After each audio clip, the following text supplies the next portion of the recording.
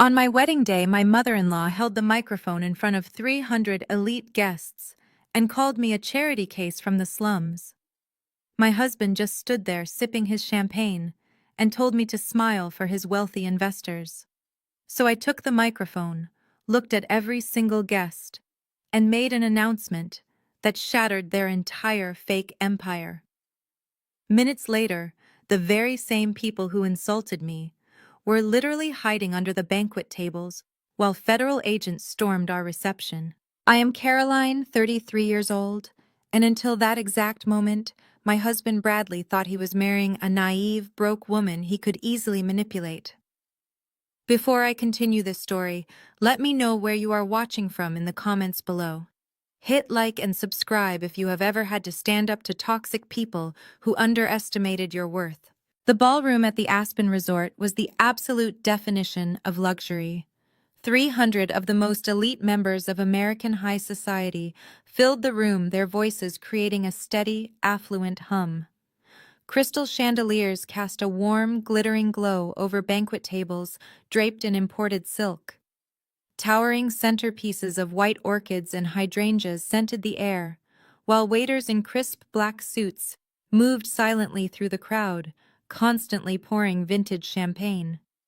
It was a $200,000 wedding, specifically designed to impress Bradley's supposed financial partners and elevate his family's already inflated social status. Bradley, at 35 years old, looked the exact part of the successful investment director in his tailored tuxedo. His parents, Patricia and Richard, had spent the entire evening aggressively working the room, making sure every single guest knew how incredibly generous they were for hosting such an extravagant event. I stood next to Bradley near the sweetheart table, holding my bouquet, my heart beating a steady rhythm against my ribs. I knew my mother-in-law deeply disliked me, but I had expected her to at least maintain the illusion of grace for the sake of her wealthy friends. I was completely wrong.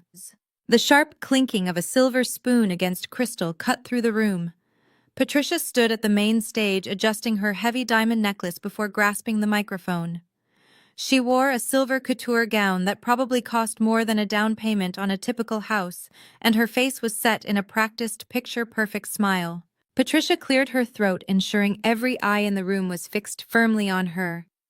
She began her toast with a sweet, syrupy voice that completely masked the venom underneath. "We are so thrilled to welcome you all tonight," she announced. "As many of you know, our family has a long, proud tradition of excellence and pedigree. We hold our standards very high." She paused, letting her gaze drift over the crowd before locking eyes directly with me. Her smile widened, but her eyes were ice cold. "And while Bradley chose a bride who does not quite share our background, we have always believed in giving back. It is truly a testament to our family's deep capacity for charity that we welcome a girl who struggled her way up from the slums. Even though she clearly does not belong in our world, we are willing to open our hearts and provide her with a life she could only ever dream of." The ballroom went dead silent. You could have heard a pin drop on the carpeted floor. The string quartet in the corner completely stopped playing. Several guests shifted uncomfortably in their seats, exchanging shocked glances. A few people actually gasped, clearly appalled by the blatant disrespect being broadcast over the sound system. I looked over at the family table. My sister-in-law Monica, a 30-year-old woman who still lived entirely off her parents' credit cards, was sitting there openly smirking. Next to her sat her husband, Jamal. Jamal was a 34-year-old African-American tech entrepreneur who always wore $5,000 bespoke suits and acted like he owned the entire world. He leaned back in his chair, swirling his whiskey, looking highly entertained by my public humiliation. I turned my head to look at the man I had just married. I expected Bradley to step forward. I expected him to defend his wife, to take the microphone from his mother, or at the very least, to show a single shred of anger. Instead, Bradley just stood there completely unfazed. He took a slow sip of his champagne, actively refusing to meet my eyes. When he felt my stare, he aggressively nudged my arm with his elbow. He leaned in close, his breath warm against my ear, but his words were absolutely freezing. "Do not make that miserable face," Bradley whispered harshly. "Mom is just making a joke. Smile, Caroline." Every single one of my VIP partners is watching us right now. Do not ruin this night for my family. In that exact second, the illusion of my entire relationship shattered completely. For the past 2 years, Bradley had played the role of the loving, protective partner. He told me he did not care that I wore simple clothes or drove an older car. He told me his family was just a bit old-fashioned and that they would eventually come around. But looking at him now, standing by silently while his mother publicly stripped away my dignity, I realized he was nothing but a coward. He was a man who only cared about keeping up appearances for his high society friends. He was absolutely fine with me being treated like garbage as long as it kept his mother happy and his investors impressed. What Bradley and his entire arrogant family did not know was that I was not a charity case. I was not some helpless office worker who needed their rescue. I had spent the last decade building a massive real estate empire from the ground up. I intentionally lived a modest lifestyle because I valued privacy and authenticity over flashy displays of wealth. I wanted a husband who loved me for me, not for my bank accounts. But right now, standing in this ballroom listening to Patricia boast about funding this wedding, the irony was almost too much to bear. The silence in the room stretched on heavy and suffocating. Patricia stood on the stage, soaking in the attention, looking immensely proud of her cruel little speech. She truly believed she had put me in my place. She believed I would just lower my head, cry silently, and accept my role as the grateful, submissive outsider. I took a deep breath and let go of Bradley's arm. I did not cry. I did not run out of the room in tears. Instead, I straightened my posture and handed my bridal bouquet to a very confused waiter standing nearby. I smoothed down the front of my wedding dress, pasted a radiant, completely unbothered smile on my face, and started walking purposefully toward the main stage. It was time to introduce them to the real Caroline. Every step I took on the plush carpet felt deliberate and heavy. The sea of wealthy guests parted for me, their eyes wide with morbid fascination. They expected a weeping bride. They expected a broken woman fleeing to the restroom to hide her shame. Instead, I kept my shoulders pulled back and my chin held high. The heavy silence in the ballroom was deafening, broken only by the rustle of my silk gown as I marched toward the people who thought they could break me. Patricia watched me approach, and for a split second her perfect Botox smile faltered. But her arrogance quickly overrode her panic. She gripped the microphone tighter and leaned back into it, determined to finish her public execution before I could reach her. "Oh, look at her!" Patricia cooed into the speakers, her voice dripping with fake pity and vicious delight. "Our blushing bride is coming up to the stage." I suppose where you grew up in those cramped, run-down neighborhoods, interrupting a host is considered perfectly acceptable behavior. We are just so glad we could finally rescue you from that life of absolute mediocrity. You really should be thanking us for pulling you out of the slums. A sharp, cruel laugh echoed from the family table. It was Monica. She sat there in her emerald green bridesmaid dress, pointing a perfectly manicured finger at me. "She probably wants to take the microphone to thank us for the free meal," Monica sneered loudly, ensuring the surrounding tables of elite guests could hear her clearly. "It must be the best food she has ever tasted in her entire miserable life." Richard slammed his heavy fist onto the dining table. The expensive crystal wine glasses rattled violently, spilling water onto the white linen. His face turned a deep shade of crimson as he stood up, pointing aggressively at me. "Caroline, sit down immediately. You are making a spectacle of this family. Do not force me to embarrass you further in front of my business partners. Go back to your seat and keep your mouth shut." I glanced back at Bradley one last time. He was looking at the floor, casually adjusting his cufflinks, completely ignoring the fact that his parents and his sister were verbally assaulting his wife in front of 300 people. His cowardice was staggering. He was perfectly content to let me be the sacrificial lamb to protect his family pride. I reached the stage and climbed the 3 short steps. Patricia glared at me, her eyes flashing with pure hatred. She tried to pull the microphone away, clutching it tightly against her chest. But I reached out and wrapped my hand around the cool metal of the handle. I did not yank or struggle. I simply gripped it with a firm, unyielding pressure and stared directly into her eyes. My expression was so completely devoid of fear that she blinked, her confidence wavering. Slowly, nervously, she loosened her grip and let me take it. Monica saw her mother losing control of the situation and snapped. She grabbed a full glass of red wine from the nearest table and stormed up the stage steps. Her heels clicked sharply against the wooden floorboards, her face contorted with rage and entitlement. "Who do you think you are, you ungrateful gold digger?" Monica shrieked. Without a second of hesitation, she hurled the dark red wine directly at my chest. The cold liquid splashed violently across the bodice of my pure white silk wedding gown. The dark red stain rapidly soaked into the expensive fabric, dripping down the intricate lace and pooling on the polished floor beneath my feet. A collective gasp ripped through the ballroom. Several guests jumped up from their seats in shock. The whispers escalated into a chaotic murmur. But I did not scream. I did not flinch. I simply looked down at the crimson stain ruining my dress, casually brushed a drop of wine from my collarbone, and looked back at Monica with absolute boredom. Monica crossed her arms and smirked, immensely proud of herself. "Do not ruin the $200,000 wedding my parents generously paid for," she hissed at me. "You are nothing but a charity project. You owe us everything." That was when Jamal decided to join the fray. He strutted up to the stage to back up his wife, adjusting the lapels of his $5,000 bespoke suit. He stood tall, trying to use his physical presence to intimidate me.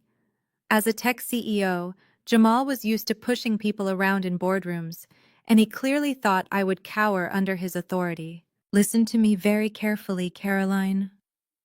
Jamal said, his voice deep and dripping with absolute condescension. "You are just a low-level desk worker. You do not understand how things operate up here. The elite have rules. We operate on a completely different level of society. You should be down on your knees thanking Bradley for giving you a last name that actually means something. You hit the jackpot with this family, and you are throwing it away by acting like trash." Jamal took a step closer, pointing a finger directly at my face. "Step down right now before I have my personal security team physically throw you out of your own reception. We are done playing nice with you." I held the microphone in my hand. The weight of it felt perfect. I looked at Jamal, then at Monica, then at Patricia and Richard standing below the stage. The entire ballroom was holding its collective breath, waiting for my breaking point. They all thought they had successfully broken me. They thought the poor girl from the slums was finally going to run away and hide. I raised the microphone to my lips. My voice echoed crystal clear through the massive sound system, completely calm and undeniably steady. "You are absolutely right, Jamal," I said, projecting my voice to every corner of the room. "The elite certainly do have rules, and a $200,000 wedding is quite an impressive expense." I turned my gaze directly to my mother-in-law, watching the color slowly begin to drain from her face. "So, Patricia, I have a quick question for you. Which credit card did you use to pay the deposit for this beautiful ballroom? Because the resort financial department just notified me that all 4 of your family black cards were declined for insufficient funds." The collective gasp that swept through the ballroom was louder than the string quartet had been all evening. Patricia's face turned a violent shade of white. She looked wildly around the room, her eyes darting between the elite guests who were now leaning in, whispering fiercely to one another. "Cut the sound!" Patricia shrieked, abandoning all pretense of high society elegance. She waved her arms frantically at the back of the room. "Manager, get out here and cut her microphone immediately. Security, remove this lying lunatic from the stage." Mr. Bennett, the head resort manager, marched briskly down the center aisle. Patricia pointed a triumphant finger at him. "Take that microphone from her and throw her out onto the street," Patricia commanded. But Mr. Bennett did not look at Patricia. He walked right past her, climbed the stage steps, and stopped directly in front of me. To the absolute horror of my in-laws, he bowed deeply. "I apologize for the interruption, Madam Chairman, Mr. Bennett," announced his voice carrying clearly to the front rows. "I have locked your microphone to the main speakers. No one can cut your audio." Patricia staggered backward as if she had been physically struck. "Madam Chairman," she stammered, her voice shaking. "What are you talking about? She is a low-level desk clerk." I smiled, adjusting the microphone in my hand. "That is what you assumed, Patricia. Because you were too arrogant to ever ask what I actually do for a living. You saw a woman who preferred simple clothes and did not flaunt designer bags, and you decided I was a charity case beneath your pedigree. You told everyone you were saving me. I paced slowly across the stage, letting my wine-stained dress trail behind me like a battle flag. The truth is, I am the majority shareholder of the real estate conglomerate that owns this five-star Aspen resort. And I am the one who quietly approved the booking for this event when your financial background check raised massive red flags. Richard grabbed the edge of the banquet table, looking like he might collapse. Monica covered her mouth, her eyes darting to Jamal, who suddenly looked very uncomfortable in his custom suit. You see, I continued making eye contact with the wealthiest investors in the room. This entire wedding was a scam. The $200,000 bill for tonight has not been paid. In fact, this so-called elite family has not paid a single legitimate bill in nearly a year. They have been entirely bankrupt for 8 months. The ballroom erupted. The VIP guests, many of whom were clearly creditors or business partners of Richard and Bradley, stood up from their tables. The whispers turned into angry demands for answers. "She is having a mental breakdown," a voice shouted from the back. Bradley was sprinting down the aisle, his face slick with sweat. He shoved past his parents and scrambled up the stage steps, desperate to salvage his crumbling facade. "Do not listen to her. The wedding stress has made her completely delusional." He lunged toward me, his hands grasping for the microphone. "Give me that right now, Caroline," he hissed under his breath. "You are destroying my entire life. Stop acting crazy and shut up." I effortlessly sidestepped his grasping hands. He stumbled, barely catching his balance. I looked at him with absolute disgust. "You do not get to call me crazy to hide your crimes, Bradley. Your fake empire is over." I raised my free hand and tapped the microphone handle twice. It was a pre-arranged signal with my technical team in the sound booth. Instantly, the massive LED screen behind us, which had been looping our romantic engagement photos all evening, went pitch black. The sudden darkness drew every eye in the room to the stage. A second later, the screen flared back to life in stunning high resolution. But it was no longer showing photos of smiling couples. It was displaying highly classified financial audits, bank statements, and massive columns of red ink. "Let us look at the real charity cases in this room," I announced, gesturing to the giant screen. "Here we have the corporate accounts for Richard's investment firm. As you can clearly see, their liabilities have exceeded their assets since last November. They have been running a shell game, borrowing money from new investors to pay off the old ones." Several men in expensive tuxedos at the front tables pulled out their phones, snapping photos of the screen. I recognized them as Bradley's supposedly loyal partners. They looked furious. Bradley fell to his knees on the stage. He tried to pull the power cord from the LED screen, but it was safely secured behind a reinforced panel. "Turn it off," he pleaded, his voice cracking. "Caroline, please, they are going to kill me." I ignored him and clicked a small remote in my palm. The slide transitioned. "But the bankruptcy is just the tip of the iceberg," I continued, projecting my voice over the rising chaos in the room. "Because Richard's gambling debts were about to drag the entire family into prison. That is when Bradley decided he needed a wealthy bride to bail them out." I clicked to the next slide. High-resolution images of wire transfers appeared, complete with routing numbers, dates, and digital signatures. "You told me you loved me, Bradley, but you only proposed after you secretly paid a private investigator to look into my background and discovered I was the sole beneficiary of a massive private trust. You thought I was stupid. You thought you could just marry the poor girl from the slums and quietly drain her accounts." I pointed to a specific transaction highlighted in bright yellow on the screen. "Just 3 days ago, Bradley forged my signature on a transfer authorization. He moved $4.5 million out of my private trust. But he did not put it into his own accounts. He was smarter than that. He needed it washed first." I clicked the remote one final time. The screen displayed the recipient of the stolen millions. The company name flashed in giant, undeniable letters. It was Jamal's tech startup. Every head in the room snapped toward Jamal. The arrogant tech CEO who had just threatened to have security throw me out was now sweating profusely. His confident posture vanished instantly. "That is a lie," Jamal shouted, his voice cracking. He backed away from his own table, throwing his hands up defensively. I did not know where that money came from. Bradley told me it was legitimate venture capital funding. Monica turned on her husband like a rabid animal. "You idiot," she shrieked, shoving Jamal hard in the chest. "You told me your company was generating revenue. You dragged us into a felony." "Me," Jamal yelled back, his face contorted in panic. "Your brother is the one who set me up. He used my servers to hide your father's dirty money." The family alliance completely shattered right there on the ballroom floor. Patricia was screaming at Richard, hitting his arm and crying that he had ruined their reputation. Monica and Jamal were locked in a vicious screaming match, throwing each other under the bus as loudly as possible. I stood on the stage and simply watched them destroy themselves. The elite guests did not intervene. Instead, they pulled out their smartphones, recording every humiliating second of the family's spectacular downfall. Bradley finally realized that the crowd was no longer an audience of wealthy peers he could impress. They were witnesses to his federal crimes.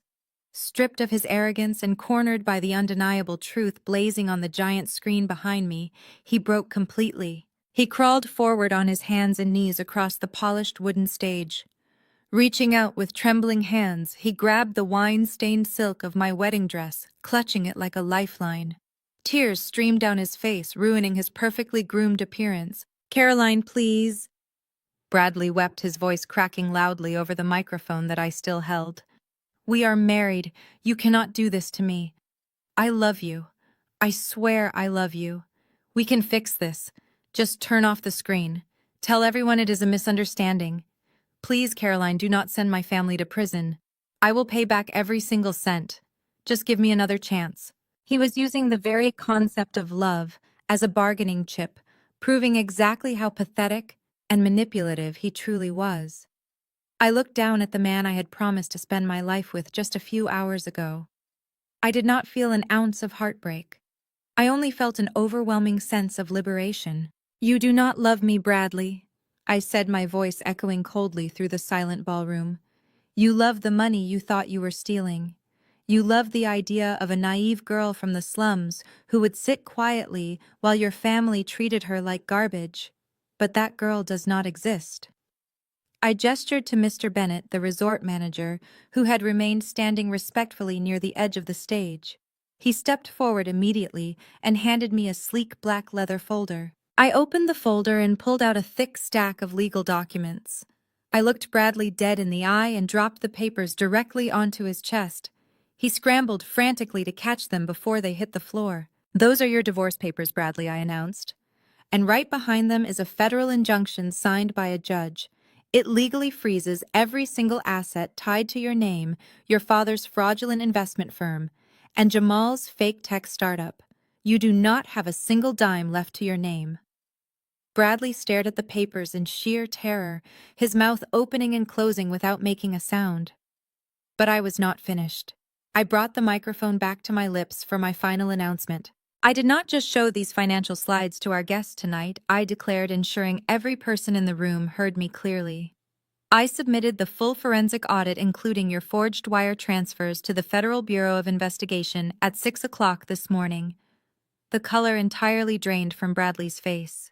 He dropped the legal papers, his hands shaking violently. Right on cue, the piercing wail of police sirens shattered the quiet mountain air outside.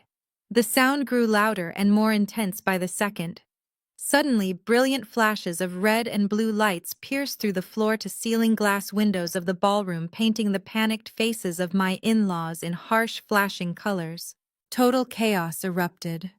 The elite guests, desperate to avoid being associated with a federal raid, backed away from the family table, clearing a wide path toward the entrance.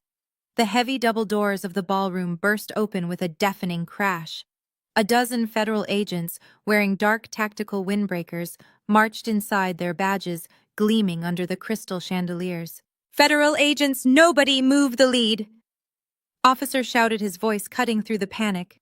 "We have federal warrants for the arrest of Richard Patricia Bradley and Monica, along with Jamal, for wire fraud, money laundering, and conspiracy."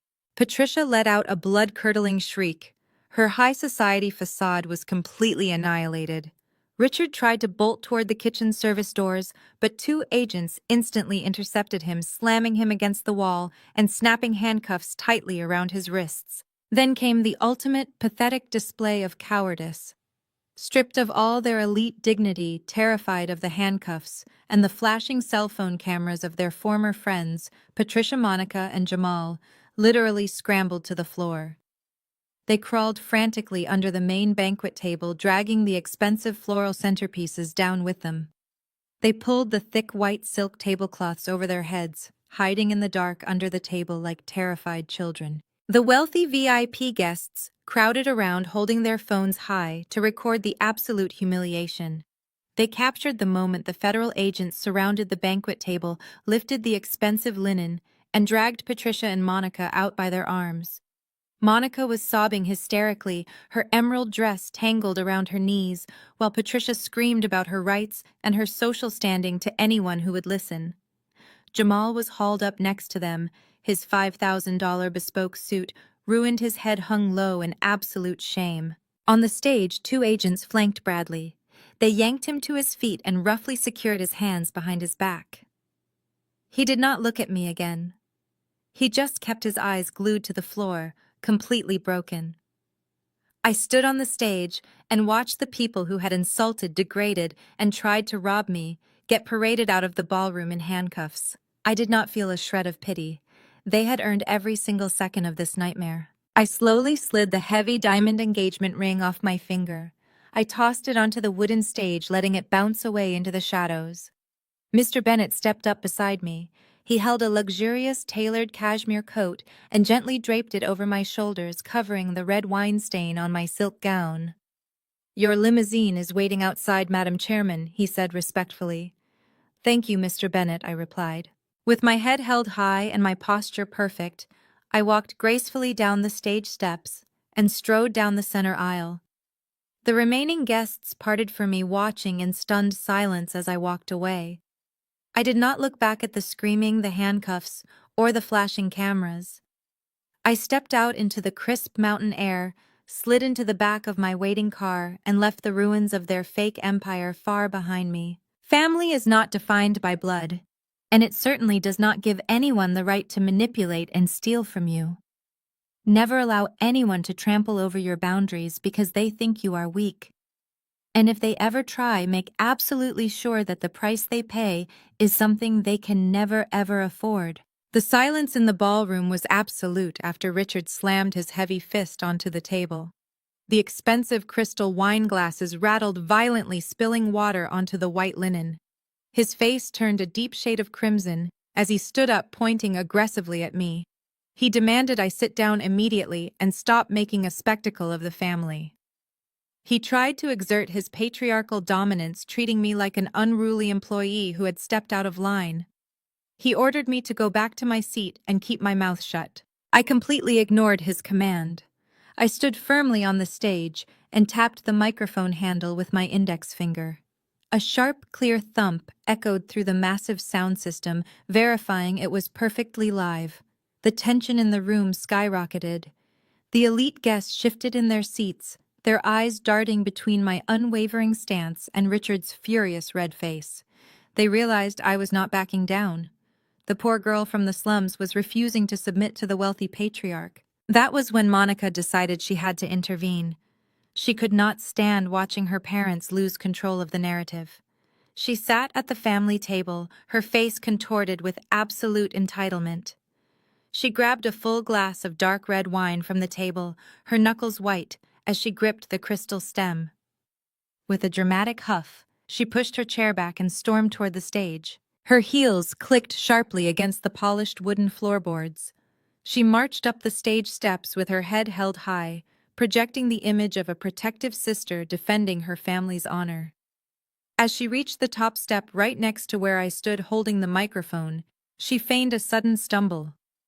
It was a terrible, exaggerated piece of acting. With a sharp gasp, she thrust her arm forward aggressively, splashing the entire contents of her wineglass directly onto my chest. The cold liquid hit me forcefully. It splashed violently across the bodice of my pure white silk wedding gown. The dark red stain rapidly soaked into the expensive fabric, dripping down the intricate lace and pooling on the stage floor beneath my feet. A collective gasp ripped through the ballroom. Several guests jumped up from their seats in shock. The whispers escalated into a chaotic murmur. But I did not scream. I did not flinch or burst into tears. I stood my ground, my posture perfect, the microphone still held firmly in my hand. Monica leaned in close to me. She made sure she was completely off the microphone, her face just inches from mine. The fake look of clumsiness vanished instantly, replaced by a vicious, triumphant sneer. "Who do you think you are, you ungrateful gold digger?" Monica hissed under her breath, her voice dripping with venom. "You think you can stand up here and embarrass us? You are nothing. We gave you everything. Do not ruin the $200,000 wedding my parents generously paid for. You are just a charity project. You owe us your entire miserable life." She crossed her arms, immensely proud of herself. She expected me to run away crying. She expected the sheer humiliation of a ruined wedding dress to finally break my spirit. She wanted the elite crowd to see the poor outsider running out of the room in disgrace. Instead of giving her the satisfaction of a reaction, I simply looked down at the massive crimson stain ruining my dress. I casually brushed a stray drop of wine from my collarbone with 2 fingers. I looked back up at Monica with absolute boredom.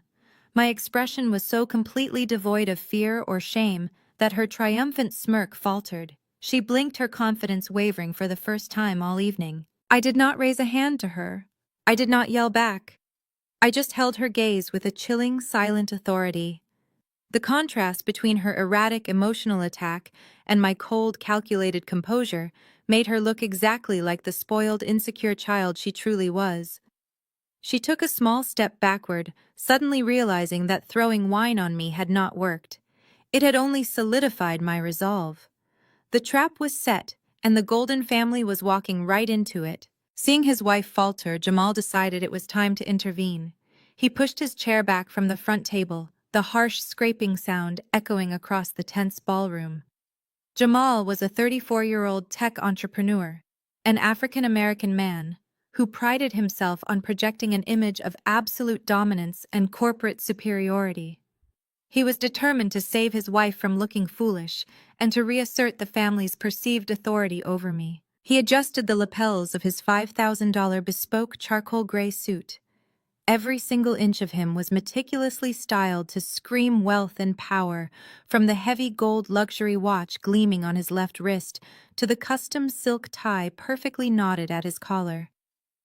He strutted up the wooden steps of the stage with supreme arrogance, placing a protective hand on Monica's waist and gently nudging her behind him. He was stepping up to play the role of the corporate shark, the intimidating enforcer of the family's elite status. Jamal invaded my personal space, stepping so uncomfortably close that I could smell his overpowering expensive cologne mixing heavily with the sharp, acidic scent of the red wine soaking into my dress. He looked down at me, attempting to use his height and broad shoulders to make me cower in fear. In his mind, I was just a fragile, low-wage worker who had finally cracked under the immense pressure of high society. He thought I was an easy target. "You really overplayed your hand this time," Caroline Jamal said. His voice was a low, rumbling baritone, intentionally pitched to sound menacing, but kept just quiet enough so the microphone in my hand would not pick it up. "Did you honestly think you could stand up here and throw a tantrum without facing severe consequences?" I did not back away. I kept my feet firmly planted on the floorboards, holding the microphone securely against my side.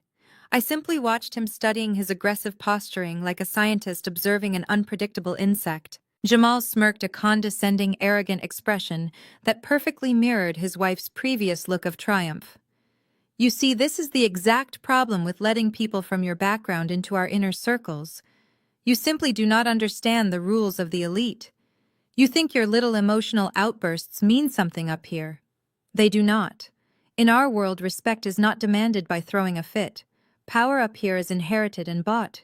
You have absolutely neither." He gestured dismissively toward my ruined wine-soaked wedding gown. "You are just a low-level desk worker. A nobody who got incredibly lucky." Bradley reached down into the dirt and gave you a last name that actually commands respect in boardrooms. He gave you a golden ticket out of your pathetic, mediocre life. You should be on your knees right now begging his parents for their forgiveness. You should be thanking this family for even allowing you to breathe the same air as the people sitting in this room. I listened to his condescending lecture with a perfectly blank expression. Internally, I found his entire speech absolutely hilarious. Here was a man wearing a suit paid for with stolen funds, lecturing a hidden real estate tycoon about the rules of wealth and power. But I kept my face entirely stoic, letting him dig his own grave deeper with every arrogant word. "We are done playing nice with you," Jamal continued, his tone hardening into a direct physical threat. He pointed a finger right at my face, jabbing the air just inches from my nose. "I have my personal security team stationed at the main double doors of this ballroom. I pay them extremely well to handle the garbage that sneaks into my corporate events. Do not make me signal them." He leaned in even closer, his eyes narrowing into cold, calculating slits. "Step down from this stage right now. Walk out the back service exit where you belong. If you leave quietly, maybe Bradley will let you keep that cheap engagement ring as a severance package. But if you speak one more word into that microphone, I will have my men physically drag you out of your own reception and toss you onto the street. Do you understand me?" The silence that followed his threat was heavy and suffocating. The wealthy guests in the front rows, the elite investors and business partners were watching us with bated breath. They could not hear Jamal's whispered threats, but they could clearly see the aggressive, domineering posturing. They saw a powerful tech CEO backing a defenseless bride into a corner. They were waiting to see if the poor outsider would finally break down, drop the microphone, and run away in shame. I looked at the finger Jamal had pointed aggressively at my face. Then I slowly raised my gaze to meet his eyes. I did not blink. I did not tremble. I did not show a single ounce of fear, panic, or intimidation. I had sat across negotiation tables from ruthless billionaires. I had personally dismantled hostile corporate takeovers engineered by men with 10 times his power and 100 times his intellect. Jamal was not a titan of industry.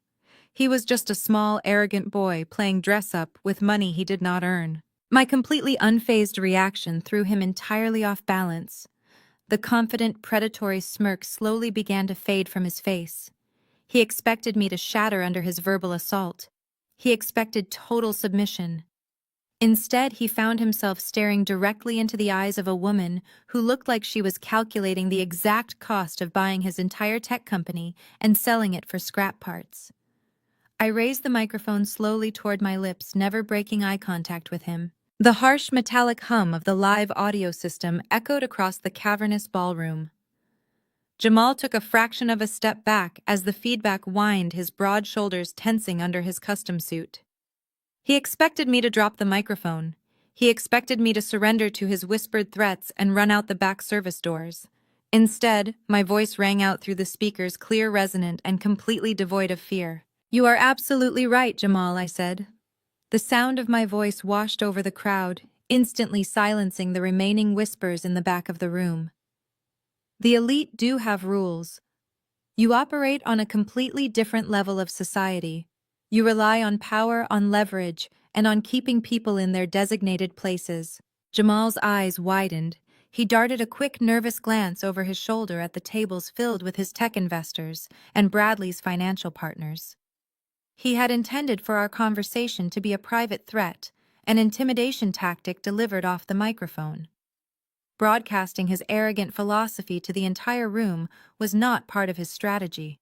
"But here is the fascinating thing about your rules, Jamal." I continued pacing slowly across the stage. I stepped around Monica, who had frozen entirely, her empty wine glass still clutched in her shaking hand. "Those rules only apply if you actually possess the wealth you so desperately love to flaunt. Power up here is inherited and bought." Those were your exact words. But what happens when the money runs out? I turned my attention away from the panicked tech executive and locked my gaze directly on my mother-in-law. Patricia was standing rigid at the base of the stage steps. The smug satisfaction she had worn while delivering her cruel toast had completely evaporated, replaced by a tight, frantic confusion. She looked like a woman who had just realized she stepped on a landmine and was waiting for the inevitable blast. "Patricia," I announced, letting her name bounce off the crystal chandeliers. "You stood on this stage 10 minutes ago and demanded that I show gratitude. You demanded that I bow down and thank this family for rescuing me from the slums. You made sure every single guest in this ballroom knew that you were generously footing the bill for a $200,000 wedding reception." I stopped at the edge of the stage, looking down at her. The heavy silence in the room was almost suffocating. The elite guests, men and women adorned in diamonds and imported tuxedos, leaned forward in their seats. They were no longer watching a petty family squabble. They were watching a public financial reckoning. "It is a beautiful reception," I stated, gesturing elegantly with my free hand toward the towering white orchids and the overflowing champagne towers. "The catering is flawless. The imported silk tablecloths are a lovely touch. I am sure everyone here is incredibly impressed by your deep capacity for charity and your boundless wealth. But I have a very simple practical question for you, Patricia." I gripped the microphone tightly, my voice dropping an octave, slicing through the tension like a steel blade.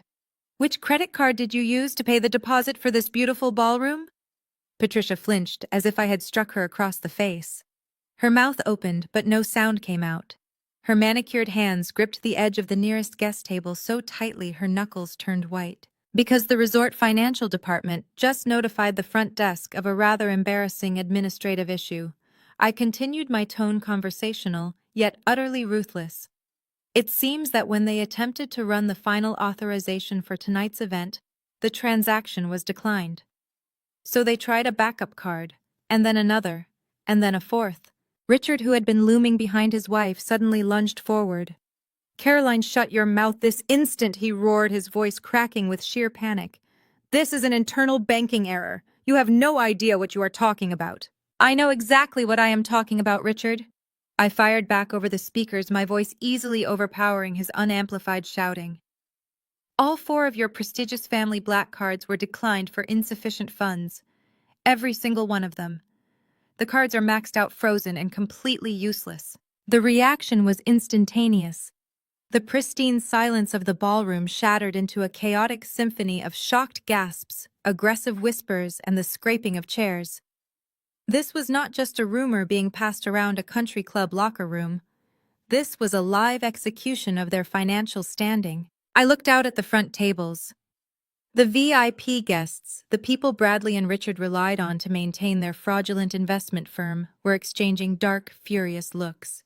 A prominent venture capitalist sitting in the second row abruptly set his champagne flute down on the table, his face hardening as he leaned over to whisper something urgent to his business partner. The facade of the Golden family was cracking wide open right in front of the people they needed most to deceive. "You are standing here in $5,000 suits and couture gowns bragging about your superiority," I announced, making sure my voice carried over the rising murmurs of the crowd. "You poured a glass of red wine on my wedding dress because you thought I was a gold digger trying to steal your family fortune. But the reality is that your family does not have a fortune to steal. You do not even have enough liquidity to pay for the floral arrangements sitting on these tables." Patricia covered her face with her hands, letting out a stifled, humiliated sob. She shrank back against Richard, trying to hide from the burning stares of her high society peers. Her entire identity, built meticulously over decades of social climbing and elitist posturing, was disintegrating under the bright ballroom lights. Jamal, standing a few feet away from me on the stage, looked absolutely nauseated. He aggressively tugged at his custom silk tie as if it were suddenly choking him. He darted a panicked look at the investors from his tech startup, who were sitting near the center aisle. They were glaring back at him with undisguised suspicion. The threat he had made just moments ago about calling his private security team now felt entirely pathetic. "You told me I owed you my life," I said, focusing my attention back on Monica, who was still frozen on the stage. "You told me I was a charity project. But right now, the only people in this room relying on charity to survive are you and your parents." The whispers among the VIP guests grew louder, morphing from quiet gossip into a low, threatening rumble of anger. The people in this room were not fools. They were apex predators in the financial world. They smelled blood in the water, and they were rapidly realizing that the blood belonged to Richard and Bradley. I stood on the stage, my wine-stained dress standing out as a symbol of their desperate cruelty. I had dropped the first domino, and the entire structure of their fake, glamorous life was already beginning to collapse. But I was not done. The declined credit cards were just the warm-up. It was time to show them what real power actually looked like. The immediate aftermath of my announcement was pure, unadulterated panic. Patricia realized with terrifying clarity that the wealthy peers she had spent her entire life trying to impress were now actively turning against her. The whispers from the front tables were no longer polite high society gossip. They were harsh, demanding questions. The venture capitalists and hedge fund managers were looking at Richard like a wounded animal. Patricia knew she had seconds to shut me down before the damage became permanent. She spun around frantically, her silk couture gown whipping around her ankles, searching the perimeter of the grand ballroom for anyone in a staff uniform. Her eyes locked onto a figure standing near the grand double doors. It was Mr. Bennett, the head resort manager. He was an older, distinguished man in an immaculate black tuxedo, overseeing the event with a team of security guards positioned behind him. "Cut the sound," Patricia shrieked. Her voice was shrill, completely stripped of its usual refined elegance. It echoed off the vaulted ceilings, desperate and ugly. "Mr. Bennett, get out here right now and cut her microphone immediately. Security, remove this lying lunatic from the stage." Richard scrambled to back up his wife. He turned to the VIP tables, holding up his hands in a placating gesture, sweating profusely under the crystal chandeliers. "Please, everyone, remain calm," Richard pleaded loudly, though his own voice was shaking. "It is a technical glitch. The resort made a billing error. My daughter-in-law is clearly having a severe mental breakdown from the stress of the wedding. We will have her removed so we can continue the evening." He glared at the back of the room and bellowed, "Manager, do your job. Turn off that audio system and throw her out onto the street before I sue this entire establishment." Mr. Bennett nodded curtly. He stepped away from the double doors and began marching briskly down the center aisle. 4 large, broad-shouldered security guards in dark suits followed closely in formation right behind him. At the family table, a wave of smug relief washed over the in-laws. Patricia crossed her arms over her chest, letting out a jagged breath. She threw a triumphant, venomous glare in my direction. Monica, who was still standing frozen on the stage near Jamal, finally found her voice. She let out a sharp, mocking laugh. "You are finished, Caroline," Monica sneered, stepping closer to her husband for protection. "You thought you could come up here and embarrass us. Now you are going to get dragged out the back door by security like the trash you actually are. Good luck walking back to the slums in a wine-stained dress." Jamal adjusted his tie, his arrogant smirk returning now that he believed physical force was arriving to handle me. Bradley, who had been completely paralyzed by the revelation of his family's declined credit cards, finally looked up from the floor. He stepped toward the edge of the stage, looking up at me with a mixture of anger and fake pity. "Just put the microphone down," Caroline Bradley ordered, trying to sound authoritative. "You have done enough damage. The manager is going to escort you out. If you walk away quietly right now, I promise I will not press charges for defamation. Do not make this harder than it has to be." I did not lower the microphone. I did not move a single inch. I stood perfectly still, watching Mr. Bennett close the distance between the back of the ballroom and the main stage. The heavy thud of the security team's footsteps echoed through the silent room. The wealthy guests pulled their chairs in, clearing the aisle, eagerly anticipating the dramatic physical removal of the rogue bride. Mr. Bennett reached the bottom of the stairs. Patricia stepped aside, gesturing grandly toward me as if she were a queen ordering an execution. "Take that from her hands," Patricia commanded him. Mr. Bennett did not even glance at Patricia. He walked right past her outstretched arm, completely ignoring her demands. He climbed the 3 wooden steps onto the stage, his black dress shoes clicking sharply. The 4 security guards fanned out at the base of the stairs, turning their backs to the stage and facing the guests, creating a human barricade between the family and me. Monica took a step back, suddenly confused as to why the security guards were not moving toward me. Jamal frowned, his eyes darting between the guards and the manager. Bradley opened his mouth to give Mr. Bennett a direct order. But Mr. Bennett walked straight past Bradley. He walked past Jamal. He walked past Monica. He stopped exactly 2 feet directly in front of me. The entire ballroom held its breath. They waited for him to reach out and snatch the microphone from my hands. They waited for the physical struggle. Instead, Mr. Bennett placed his right hand flat against his chest, right over his heart. He planted his feet together and executed a flawless, deep, and incredibly respectful bow. He held the bow for 3 full seconds, a display of absolute deference that sent a shockwave of pure confusion crashing over the room. When he finally straightened up, he looked at me with an expression of utmost professional respect. "I apologize for the interruption," Madam Chairman Mr. Bennett announced. His voice was projected loudly and clearly, carrying across the stage and reaching the front rows of the VIP tables without any need for amplification. "I have locked your microphone to the main speakers in the sound booth.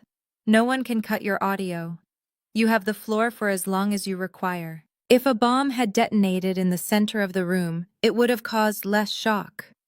The absolute paralysis that struck my in-laws was a masterpiece of human psychology. Patricia literally swayed on her feet, her hands reaching out blindly to grab the edge of the banquet table to keep from collapsing. The color drained from her face so completely she looked like a ghost. Richard's jaw dropped open, his eyes bulging out of his head as he stared at the resort manager in sheer terror. "Madam Chairman." Patricia stammered the words, barely squeaking out of her throat. Her voice was trembling so violently, she sounded like a different person. "What are you talking about? She is a low-level desk clerk. She is a nobody." Monica dropped her empty wine glass. It hit the wooden stage floor with a sharp crack, shattering into a dozen jagged pieces, but she did not even look down. Jamal looked like he had just swallowed glass. He took a terrified step backward, putting distance between himself and me, finally realizing that the woman he had just threatened with physical violence was the most powerful person in the building. Bradley stared at me, his eyes darting wildly between my calm face and Mr. Bennett's respectful posture. He was desperately trying to process the impossible reality unfolding in front of him. The quiet, frugal woman he thought he had successfully manipulated was being addressed with a title reserved for corporate titans. The elite investors in the audience immediately caught the shift in the power dynamic. They were not watching a crazy bride.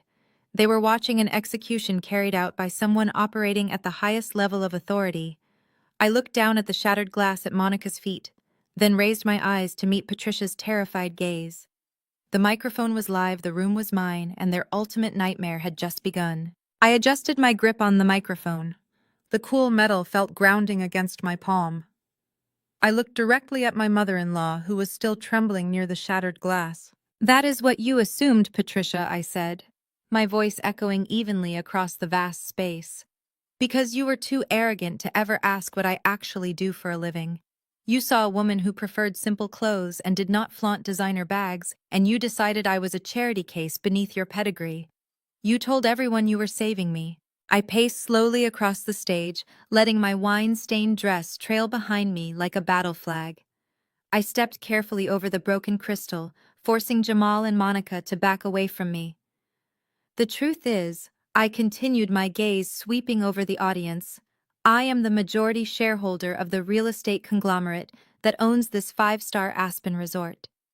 And I am the one who quietly approved the booking for this event when your financial background check raised massive red flags." Richard grabbed the edge of the banquet table, looking like he might collapse entirely. The color drained from his face, leaving his skin a sickly ashen gray. Monica covered her mouth with both hands, her eyes darting to Jamal. Jamal suddenly looked incredibly small inside his expensive custom suit. The tech CEO, who had just threatened to throw me out, was now sweating profusely, realizing he was standing on my property surrounded by my security team. I turned my attention back to the crowd. "You see," I announced, making direct eye contact with the wealthiest investors sitting in the front rows, "this entire wedding was a scam. The $200,000 bill for tonight has not been paid. In fact, this so-called elite family has not paid a single legitimate bill in nearly a year. They have been entirely bankrupt for 8 months. The ballroom erupted. The VIP guests, many of whom were clearly creditors or business partners of Richard and Bradley, stood up from their tables. The whispers turned into angry, demanding questions. I watched a prominent hedge fund manager slam his napkin down and point an accusing finger at Richard. These were not just socialites attending a party. They were men and women who managed billions of dollars, and they instantly recognized the smell of financial rot. They realized they had been invited here, not as honored guests, but as marks for a family desperately trying to project an illusion of solvency. Patricia let out a strangled gasp. She looked around at the furious faces of her peers, the people she had spent decades trying to impress. "Richard, do something," she hissed, grabbing her husband's arm. "Tell them she is lying. Tell them we are fine." But Richard could not speak. He was hyperventilating, his chest heaving under his tuxedo jacket. The reality of his financial ruin was being broadcast live to the exact people he owed money to. I did not stop. I refused to give them a single second to recover. "You told me I owed you my life," I said, focusing my attention back on Monica. "You stood on this stage 5 minutes ago and called me a gold digger. You said your parents generously paid for this celebration.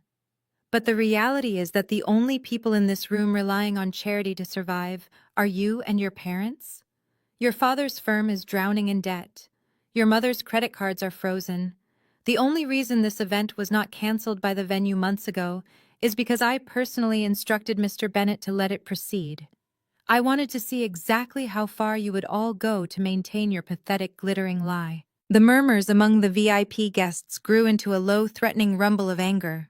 Men in expensive tuxedos were pulling out their phones, likely messaging their financial advisors to pull whatever remaining capital they had tied up with Richard's firm. Women in couture gowns were staring at Patricia with absolute disgust. The social hierarchy of the room had inverted completely. The predators had suddenly realized they were sitting at a table with scavengers. "The very floor you are standing on, the crystal chandeliers above your heads, the luxury suites you booked for the weekend, I own all of it," I declared. My voice was steady, cutting through the rising panic in the room. "I did not marry into wealth tonight. I brought the wealth with me." Bradley finally found his voice. He took a shaky step toward me, his hands raised in a placating gesture. "Caroline, please," he begged, his voice cracking. "You are destroying my family. We can talk about this. Just turn the microphone off. We can fix this in private. I will explain everything to you." I looked at the man I had married, the man who had stood by silently while his mother humiliated me, while his sister threw wine on me, and while his brother-in-law threatened me. He was not asking for forgiveness. He was asking for a cover-up. He wanted to drag me back into the shadows to protect his precious reputation. "There is nothing to fix in private, Bradley," I replied coldly. "You brought me out here in front of 300 people to play the role of your grateful, submissive little trophy. You let your mother call me trash because you thought I was too poor and too weak to fight back. You thought my silence was submission. It was not. It was just me taking notes." I turned back to the audience, my voice ringing out with absolute authority. "For 8 months, Richard and Bradley have been running a shell game. They have been borrowing money from new investors in this very room to pay off the old ones.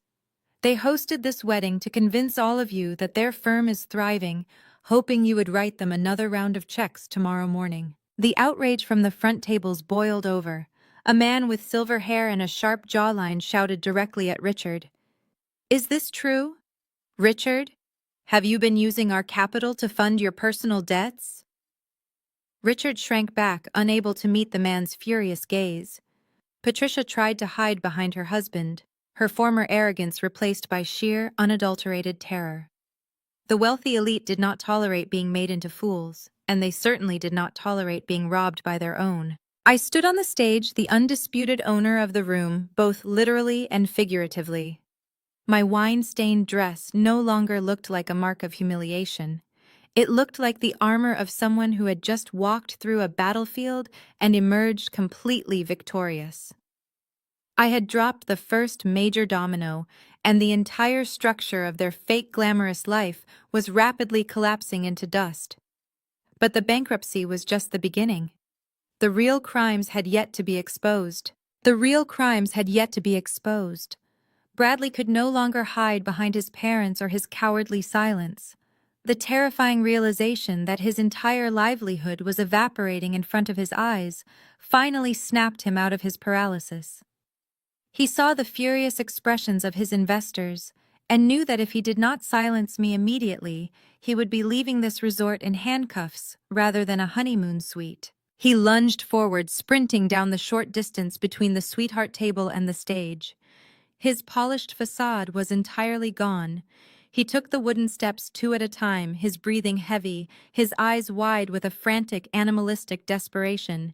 He reached up and violently loosened his expensive silk tie, as if the collar of his tuxedo shirt was suddenly choking him. He threw his hands up in a placating gesture toward the crowd, desperately trying to project the image of a loving, concerned husband managing a tragic situation. "Please, everyone, I beg of you to remain calm," Bradley shouted, forcing a laugh that sounded jagged and hysterical. "I apologize for this display. My beautiful bride has been under an immense amount of pressure lately. The stress of planning this massive event has clearly taken a severe toll on her mental health. She is not in her right mind tonight. These claims are nothing but the delusional ramblings of an exhausted woman who needs immediate medical attention. We will get her the help she requires." He was trying to gaslight me in front of 300 people. It was the ultimate classic maneuver of a cornered coward. Rather than face the consequences of his actions, he was trying to convince a room full of elite financial predators that the woman exposing his bankruptcy was simply insane. He figured if he played the role of the sympathetic, protective husband dealing with a hysterical wife, they might actually pity him and look the other way. The crowd, however, was not buying a single word of it. The venture capitalists in the front row crossed their arms, their eyes darting between my calm, dominant posture and Bradley's sweaty, frantic flailing. They had seen enough corporate collapses to recognize the stench of a drowning man trying to pull anyone else down with him. Seeing that his public announcement was failing to soothe the angry investors, Bradley turned his focus entirely on me. He stepped right into my personal space, attempting to use his physical size to intimidate me exactly as his brother-in-law Jamal had tried and failed to do just minutes earlier. "Caroline, give me the microphone right now," Bradley hissed under his breath. He kept his back to the audience, leaning his face down close to mine. His voice was a harsh, venomous whisper. "You are completely out of your mind. You are acting crazy. Stop this right now before I have you committed to a psychiatric ward. Give me the mic and tell them you made a mistake. We can go to a hotel room and sort this out privately. I am your husband. You owe me your loyalty." He reached out his hand, darting forward to physically snatch the microphone from my grip. He expected me to freeze. He expected the obedient, quiet woman he thought he had married to finally submit to his aggressive command and let him take the weapon from her hands. He was dead wrong. With a fluid, effortless motion, I shifted my weight and smoothly sidestepped his grasping hand. I moved with the cold grace of someone who was entirely in control of her environment. Bradley, whose momentum was entirely focused on snatching the heavy metal microphone, stumbled forward awkwardly. He barely caught himself from tripping over the hem of my ruined silk gown, his polished dress shoes slipping slightly on the smooth wood of the stage. He looked absolutely ridiculous. He was a desperate, sweating fraud, trying to wrestle a piece of audio equipment away from a woman who was not even breaking a sweat. Down below the stage, Patricia let out a strangled sob of defeat, watching her golden boy fail to control the situation. "I am not having a mental breakdown, Bradley," I said, speaking directly into the microphone, so my voice boomed across the vast ballroom.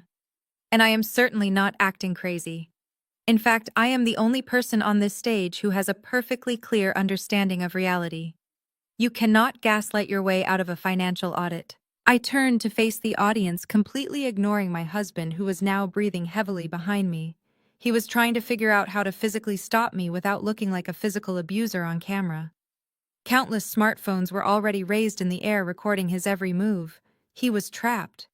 If he touched me, he would be arrested for assault before the night was over. "My husband wants you to believe that I am delusional," I announced to the captivated crowd. He wants you to believe that my claims about his family's insolvency are just the ramblings of a stressed bride. He is desperately hoping that if he calls me crazy enough times, you will all sit back down, drink your champagne, and ignore the fact that your investments have vanished into thin air. I looked over my shoulder at Bradley. His face was a mask of pure terror. He knew exactly what was coming next. He knew he had run out of lies and excuses, but I do not expect anyone in this room to simply take my word for it. I continued bringing my gaze back to the front tables.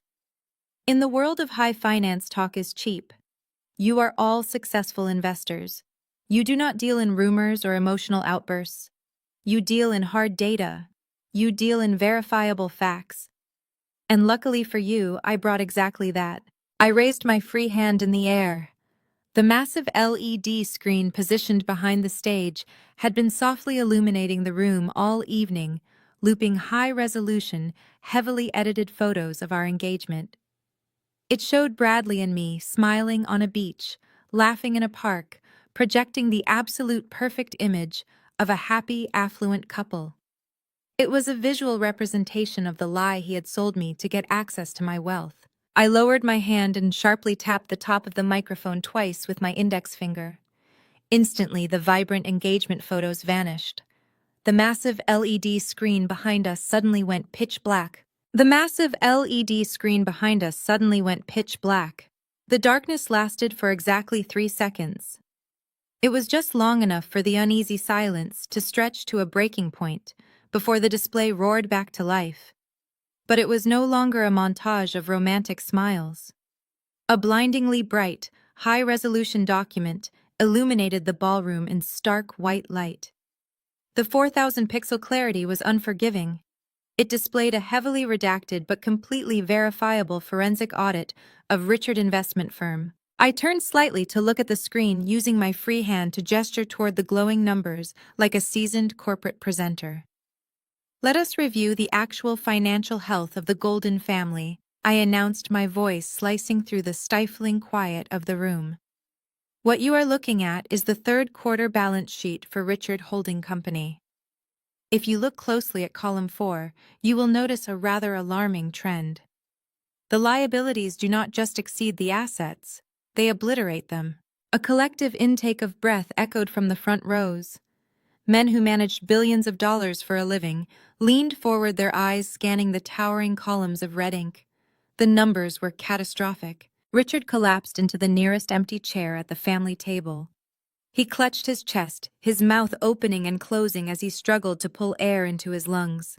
The reality of his absolute ruin was 50 feet wide and glowing above his head. Patricia was hyperventilating beside him. Her manicured hands gripped the edge of the tablecloth so hard her knuckles were bone white. She looked like a woman who was physically shrinking under the crushing weight of public exposure. As you can clearly see, I continued smoothly clicking a small remote hidden in my palm. The slide shifted instantly to a new document. A series of defaulted loan notices flashed across the screen. These are formal notices of default from 3 separate offshore lenders. The firm has not made a single legitimate interest payment in exactly 8 months. Instead of admitting insolvency, Richard and Bradley decided to keep up appearances. They continued taking capital from many of you sitting in this very room tonight. I pointed directly at a well-known venture capitalist who had just attended Bradley's bachelor party 2 weeks prior. They took your money to pay for their country club memberships, their imported cars, and the lease on their fake corporate office. They operated a textbook Ponzi scheme wrapped in a designer tuxedo. The outrage from the crowd was instantaneous and completely uncontained. Angry shouts erupted from the VIP tables. Guests slammed their fists down on the fine linen. Several high-profile investors began furiously dialing their legal teams on their cell phones, barking orders to freeze accounts and initiate emergency audits. The elite solidarity that the family had relied upon was entirely dead. The room had transformed into a den of betrayed, furious wolves. Bradley spun around to look at the screen. The blood completely drained from his face as he read the confidential documents being broadcast to his entire social and professional circle. He let out a strangled, desperate noise. He lunged toward the back of the stage, waving his arms frantically, trying to physically block the massive projector with his body. It was a pathetic, futile gesture. He was just a single man trying to cast a shadow over a 50-foot wall of truth. "Turn it off!" Bradley screamed at the sound booth, his voice cracking with pure panic. "Somebody turn that screen off right now. This is illegal. These are private documents." "They are evidence, Bradley." I corrected him, projecting my voice over his frantic shouting. "And since you tried to use my name and my supposed lack of status to cover up your crimes, I decided the most appropriate venue to reveal the truth was the very event you orchestrated to scam these people. You brought them all into one room. You just saved the federal investigators the trouble of rounding up the victims." Bradley practically threw himself at the base of the massive screen, his hands smacking against the digital glass as if he could manually wipe away the numbers. His tuxedo jacket was completely ruined with sweat. He looked out at the sea of angry faces, his breath hitching. He tried to form words, tried to spin another lie, but his voice completely failed him. The undeniable reality of his fraud was burning brightly behind him, casting long, dark shadows across the stage. He was a man watching his entire existence evaporate in real time. I clicked the remote again. The screen transitioned to a new set of bank statements. These displayed personal accounts linked directly to Patricia and Monica. "Let us not pretend the women of this family were innocent bystanders," I stated, making sure Monica heard every single word. The slide zoomed in on a series of exorbitant luxury purchases. While the firm was actively defaulting on millions of dollars in loans, Patricia was charging $80,000 in high-end jewelry to a corporate expense account. Monica was using investor capital to fund a month-long vacation in Monaco. They lived like royalty on stolen money. Monica let out a high-pitched wail. She grabbed her husband Jamal by the arm, trying to hide behind his broad shoulders. But Jamal was violently shrugging her off, stepping away from her, as if she were suddenly contagious. He was frantically trying to distance himself from the sinking ship. I watched them turn on each other, feeling nothing but cold satisfaction. The Golden family, who had spent the entire evening mocking my background and demanding my gratitude, was now publicly exposed as a syndicate of thieves. They had no honor, no wealth, and absolutely no way out. The undeniable proof was glaring down at them in stunning 4,000 pixel resolution, branding them as frauds for the rest of their lives. But the absolute worst of their financial crimes had not even been shown yet. They had stolen from their investors, yes. But Bradley had committed a far more personal, far more dangerous sin. I clicked the remote one more time, preparing to deliver the killing blow. The screen shifted away from Richard's failing firm and centered on a series of heavily encrypted wire transfers. It was time to show the audience exactly how Bradley had tried to save his doomed family, by targeting me. The digital display refreshed with a sharp, bright flash. Rows of banking data materialized, highlighting a complex web of offshore accounts and corporate routing numbers. I pointed my remote at the center of the screen, zooming in on 3 specific transactions executed over the last 72 hours. "Look closely at these routing numbers," I instructed the silent, captivated audience. "These are not standard corporate dividends or end-of-quarter payouts. These are panicked, desperate wire transfers." I walked to the edge of the stage, towering over Jamal, who was now trembling so violently his heavy gold watch rattled against his wrist. "You told me earlier that power up here is inherited and bought, Jamal. You lectured me about the rules of your elite world and how I was nothing but a low-level desk worker. But looking at these bank statements, it seems your power was actually just wired electronically from your brother-in-law." The screen shifted again, isolating a massive, undeniable figure in bright yellow highlight. $4.5 million. A collective gasp echoed across the ballroom. The crowd murmured in genuine shock. I traced the digital paper trail on the screen with my hand. The money started in a holding account controlled exclusively by Bradley. It was then funneled through 2 anonymous shell companies in the Cayman Islands to mask its origin. But the final destination was completely transparent. Every single cent was deposited directly into the primary operating account of Jamal's highly touted tech startup. Jamal stumbled backward, bumping hard into the edge of a banquet table. A silver fork clattered loudly to the floor. The venture capitalists sitting just feet away from him, the very men who had poured their own legitimate capital into his startup, stood up in unison. Their faces were twisted in pure rage. Jamal had pitched them a revolutionary technology company, promising massive returns and industry disruption. Now they were staring at undeniable proof that his prestigious business was nothing more than a glorified washing machine for his father-in-law's dirty money. "That is impossible!" Jamal choked out, wiping sweat from his forehead with the back of his shaking hand. "I run a legitimate software enterprise. My valuation is real. I have proprietary algorithms." "Your valuation is a fantasy, Jamal." I shot back, my voice dripping with absolute contempt. "Your coding team consists of 3 interns working out of a rented basement workspace. You do not have a revolutionary algorithm. You have a routing number and a desperate family willing to use your corporate shell to launder stolen funds. You took Bradley's money to pay off the immediate interest on Richard's offshore gambling debts, desperately trying to keep the financial sharks at bay for just one more week." Monica spun around, her high heels catching on the carpet. She stared at the giant screen, then at her husband, her face a mask of genuine horror. "You told me we were getting Series A funding," Monica shrieked at Jamal, her voice breaking. "You told me we were rich. You brought federal financial crimes into my house." Jamal held his hands up defensively, backing away from his furious wife. "I did not know it was dirty," he pleaded, his voice cracking with fear. "Bradley swore it was clean capital. He told me it was an early wedding gift from his private accounts. I just signed the receiving paperwork. I swear I did not look at the origins of the transfers." Bradley let out a guttural sound from the stage floor. He scrambled to his feet, his tuxedo jacket completely ruined with sweat, though he kept a safe distance from me. "Shut up," Jamal Bradley yelled, pointing an accusing finger at his brother-in-law. "Do not play the innocent victim now. You begged me for cash when your server leases were about to be terminated." The audience was completely mesmerized by the spectacular implosion happening right in front of them. The sheer audacity of moving $4.5 million through a fake tech company just days before a high-profile wedding was staggering. The elite investors in the room were staring at the screen, their brilliant financial minds doing the math. The murmurs grew louder as the realization set in.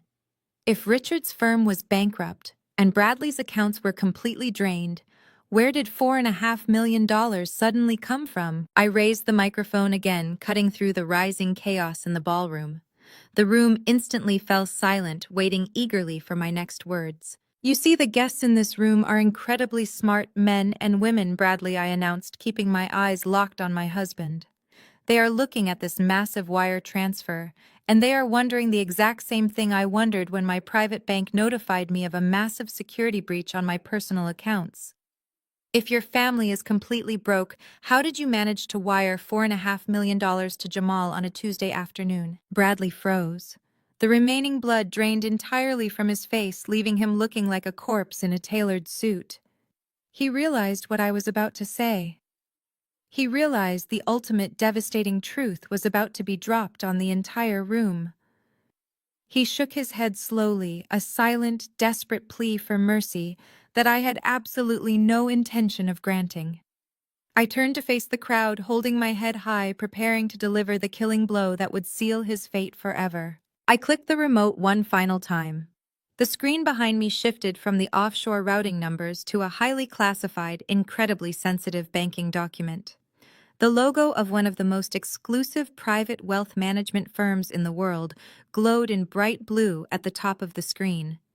Beneath it was a transfer authorization form, filled out, dated just 3 days prior, and stamped with a digital seal of approval. I pointed to the top left corner of the document.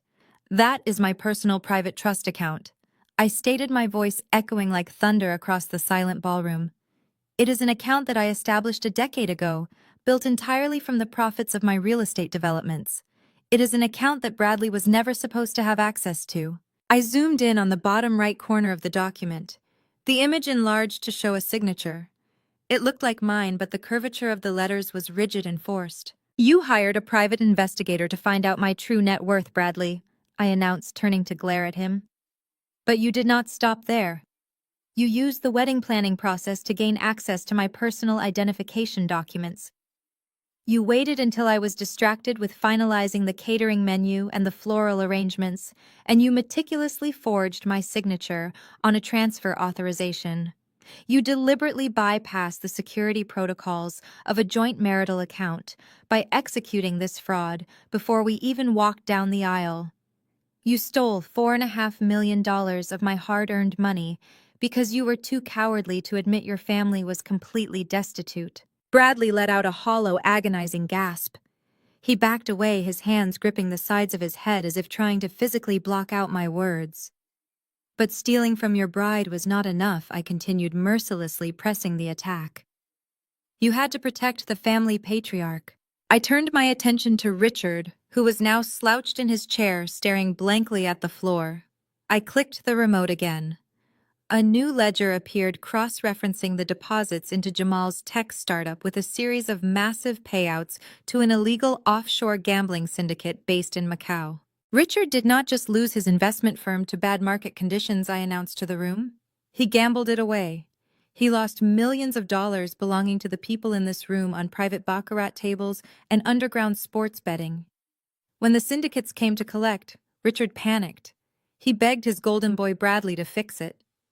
So Bradley stole my money, funneled it into Jamal's fake software company, and laundered it out the back door as fabricated operational expenses to pay off the gambling debts before the bookies broke Richard's legs.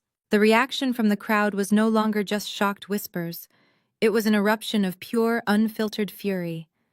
The wealthy elite in the audience had tolerated a lot of things, but discovering they had been directly scammed was the absolute limit. A prominent angel investor, a man who had personally written a $2 million check for Jamal's seed funding round, completely lost his temper. He grabbed a heavy crystal water pitcher from his table and hurled it directly at the stage. It smashed against the wooden floorboards, sending water and sharp shards of glass flying in every direction. "You fraudulent piece of garbage!" The investor roared, his face purple with rage. He lunged toward Jamal, pointing a trembling finger at the tech CEO. "You sat in my office last month and showed me fabricated user metrics. You told me my capital was going towards server expansion. You used my money to cover your father-in-law's gambling losses." Other investors immediately joined the assault. Chairs scraped violently against the floor as dozens of furious executives stood up. The ballroom dissolved into total anarchy. Men and women who usually hid their ruthlessness behind polite country club smiles were now shouting obscenities, demanding their money back, and threatening brutal legal action. Jamal scrambled backward, desperately trying to put distance between himself and the advancing mob of angry billionaires. He tripped over the legs of a fallen chair, crashing hard onto the carpet. He held his hands up, pleading for mercy, insisting he was just a pawn in Bradley's scheme. But the investors were not listening. They closed in, their voices overlapping in a deafening chorus of threats. At the family table, the situation was equally disastrous. 3 former business partners surrounded Richard, boxing him into his chair. One of them, a man whose pension fund had been entirely wiped out by Richard's firm, grabbed the lapels of Richard's tuxedo and hauled him halfway out of his seat. "You stole my retirement to play cards in Macau!" the man bellowed, spittle flying from his lips. "I will destroy you, Richard. I will take your house, I will take your cars, and I will make sure you rot in a federal penitentiary for the rest of your miserable life." Patricia shrieked, batting frantically at the man's hands, trying to protect her husband. "Get your hands off him," she cried out, her voice shrill and desperate. "Security! Where is security? We are being attacked!" I stood calmly on the stage, watching the absolute destruction of their fake empire. I did not call for the security guards to intervene.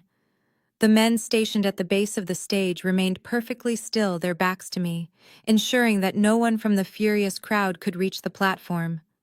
They were protecting me, not my in-laws.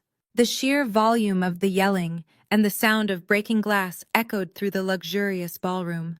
The beautiful white floral centerpieces were knocked to the floor and trampled under the expensive leather shoes of enraged creditors.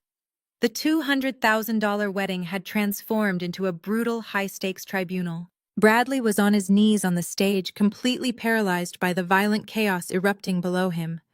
He looked at his father being manhandled by former friends. He looked at Jamal cowering on the floor. Then he slowly turned his head and looked up at me. His eyes were wide, bloodshot, and filled with a profound, earth-shattering realization.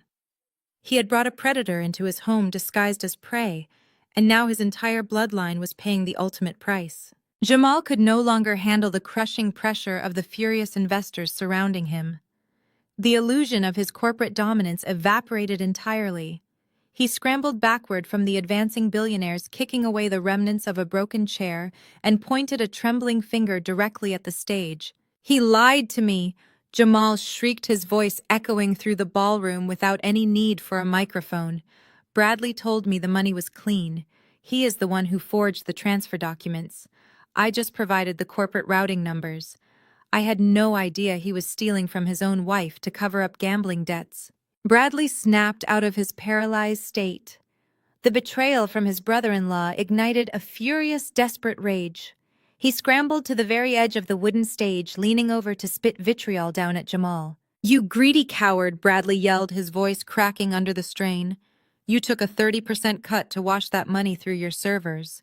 You knew exactly what you were doing.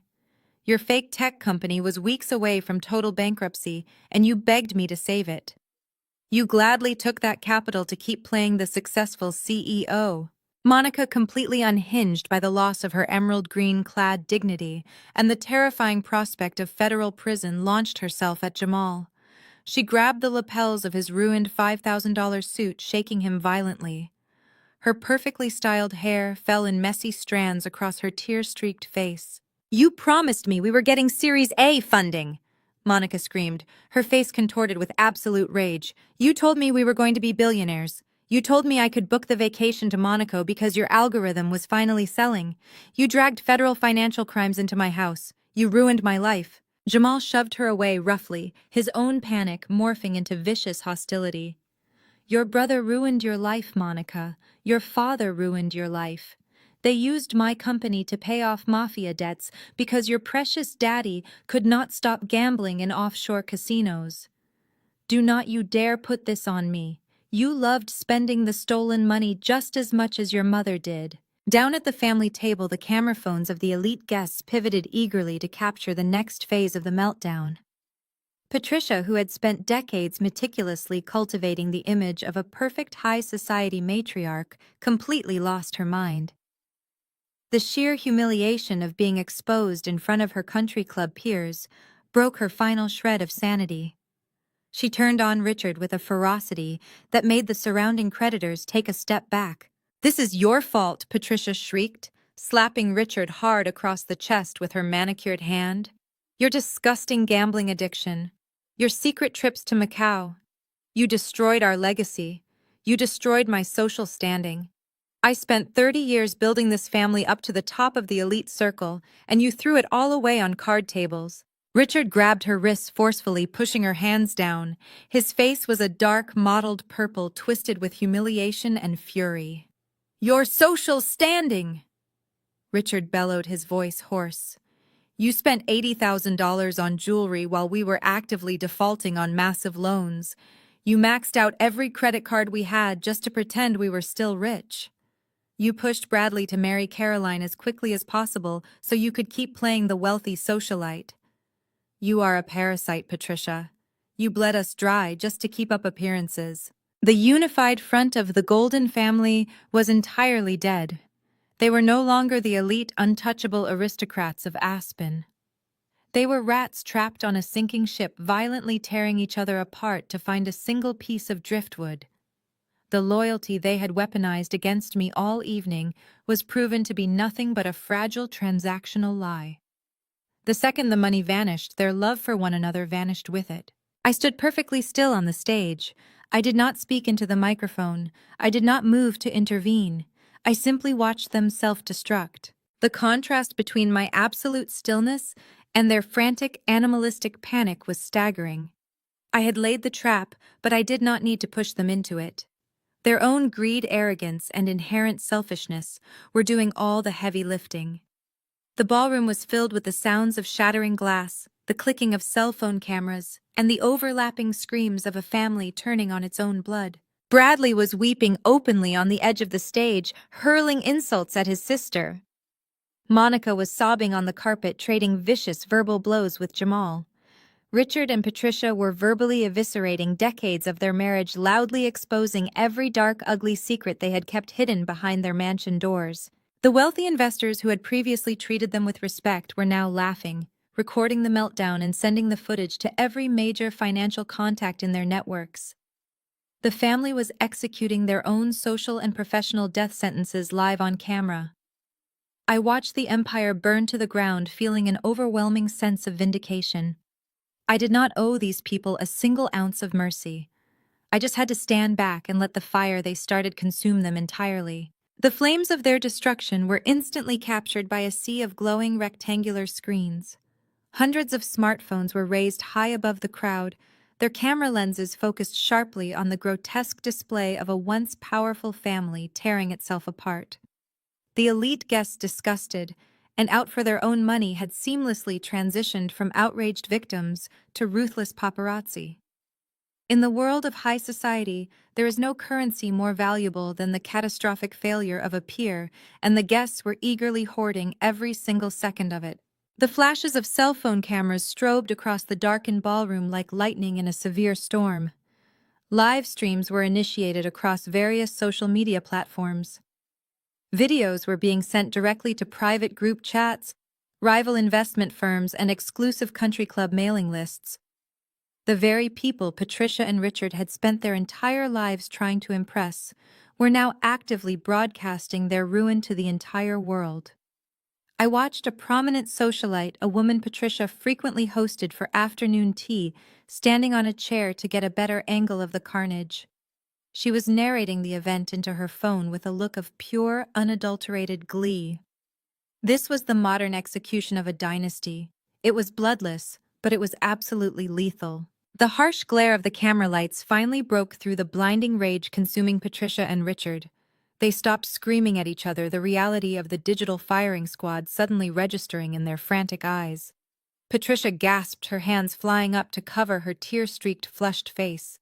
She grabbed a discarded wine-stained linen napkin from the floor and held it desperately over her head, shrinking away from the relentless lenses. She whimpered, realizing that by tomorrow morning, she would be completely expelled from every charity board, gala committee, and elite circle she had clawed her way into. Her reputation was permanently vaporized. She was no longer a wealthy matriarch, she was a national joke. The country club memberships, the exclusive reservations, the superficial respect she had demanded from everyone around her were all gone in a matter of minutes. Richard tried to salvage whatever microscopic shred of dignity he had left. He stood up straight, smoothing down the lapels of his rumpled tuxedo, and pointed a shaking finger at the crowd. "Turn those cameras off," Richard bellowed, his voice hoarse and pathetic. "I demand you stop recording my family. This is a private event. You are violating our privacy. Put your phones away right now." His commands were met with cruel, mocking laughter. Nobody lowered their devices. A young hedge fund manager in the front row scoffed loudly. "You lost the right to privacy when you stole our money to play blackjack," Richard the manager shouted back. "Smile for the camera. The federal authorities are going to love this footage." Richard visibly deflated, his shoulders slumping as the last ounce of his patriarchal authority evaporated into the cold aspen air. He raised his hands to shield his face from the blinding camera flashes, turning away from the crowd and retreating into the shadows of the banquet table. He bumped into Monica, who was violently swatting away a smartphone thrust too close to her face by an angry creditor. The entire family was trapped in a digital fishbowl, unable to hide from the permanent documentation of their crimes. The sheer volume of the recording devices created a wall of bright, blinding light that trapped the family in the center of the room. Bradley, who was still kneeling on the edge of the wooden stage, slowly turned his head to take in the absolute devastation. He looked at his father, a broken, humiliated old man, hiding his face in shame. He looked at his mother, weeping under a soiled napkin, entirely stripped of her haughty elegance. He looked at his sister and brother-in-law sitting on the floor, surrounded by shattered glass and ruined floral arrangements, completely defeated by the angry mob of investors. Bradley slowly surveyed the exits. His chest heaved as a fresh wave of panic flooded his veins. The main double doors were completely blocked by a wall of furious creditors demanding their money back. The side service doors were manned by my imposing security team, their arms crossed, their expressions stern and unforgiving. There was absolutely no physical escape from the ballroom. Furthermore, there was no financial escape waiting for him outside these walls. The shell companies were exposed, the bank accounts were empty, and the elite society that had always shielded him had locked him out forever. He was completely and utterly cornered. He had played a high-stakes game of deception, betting his entire existence on his ability to manipulate a woman he severely underestimated, and he had lost everything. The glamorous life he had envisioned, built on the stolen foundation of my private trust, had shattered into a million unrecoverable pieces. His breathing became shallow and erratic. The claustrophobia of the flashing lights and the angry shouting pressed down on him, freezing him in place. With nowhere left to run and no one left to hide behind, Bradley slowly dragged his gaze away from the sea of glowing camera phones. He turned his head and looked up. His bloodshot, terrified eyes locked onto mine. I stood above him on the stage, the untouchable architect of his downfall, the only person in the entire building who held a single shred of power. He finally realized that the woman he tried to destroy was the only one who could stop the bleeding. Bradley did not just lower himself, he completely collapsed. The polished, confident investment director who had stood at the altar with me just hours ago was gone. In his place was a terrified, sniveling shell of a man. He dragged himself across the last few feet of the wooden stage, his expensive tuxedo pants scraping against the floorboards. When he reached my feet, he did not hesitate. He threw his arms forward and buried his face into the heavy silk folds of my wedding gown, wrapping his shaking hands tightly around the fabric. His fingers dug directly into the dark, sticky stain of the red wine Monica had thrown at me. "Caroline, I am begging you," Bradley sobbed. His voice was muffled against my dress, wet and pathetic. "Please, you have to stop this. You have made your point. You destroyed the firm. You ruined my parents. Everyone knows. Just turn off the screen and call off the lawyers. I will do anything you want. I will sign whatever you put in front of me. Just do not send us to federal prison." I looked down at the top of his perfectly styled hair, now ruined and plastered to his forehead with sweat. I did not step back. I let him cling to me. I wanted every single camera phone in the ballroom to capture this exact image. I wanted the elite investors to see the so-called golden boy of Aspen crying on his knees, clutching the dress of the woman his family had mocked all night. When his initial pleading did not elicit a response from me, Bradley shifted his tactics. He lifted his head, revealing eyes red and swollen with genuine panic. He looked up at me, trying to summon the charming, boyish vulnerability that had tricked me 2 years ago.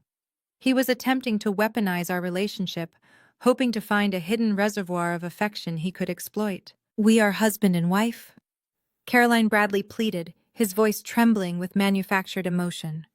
"We stood in front of an altar today and promised to love each other for better or for worse. This is the worst part. I made a terrible mistake. I know I messed up, but I only stole that money because I was trying to protect our future. My father was going to drag me down with him. The bookies were threatening my life. I forged that transfer because I wanted to save our family before we even started one. I did it for us." The sheer audacity of his lie was staggering. He was actually trying to frame a $4.5 million wire fraud as an act of romantic devotion. He wanted me to believe that draining my private trust was his twisted way of protecting our marriage. "I loved you, Caroline," Bradley cried, his grip tightening on my ruined dress. "I still love you. Remember the night I proposed? Remember what we talked about? We were going to build a life together. You cannot just throw all of that away because of money. You are a good person. You have a kind heart. You are not a monster like these people in the crowd. Do not let vengeance turn you into someone cold and ruthless. Forgive me. Please just forgive me and help me fix this." He was laying it on thick, using every manipulative buzzword in the book. He called me a good person, hoping to guilt-trip me into submission.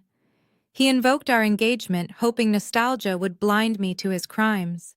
He even tried to separate me from the angry investors, below acting as if we were a united front against a cruel world, completely ignoring the fact that he was the one who had robbed both me and them. I stared down at his tear-streaked face.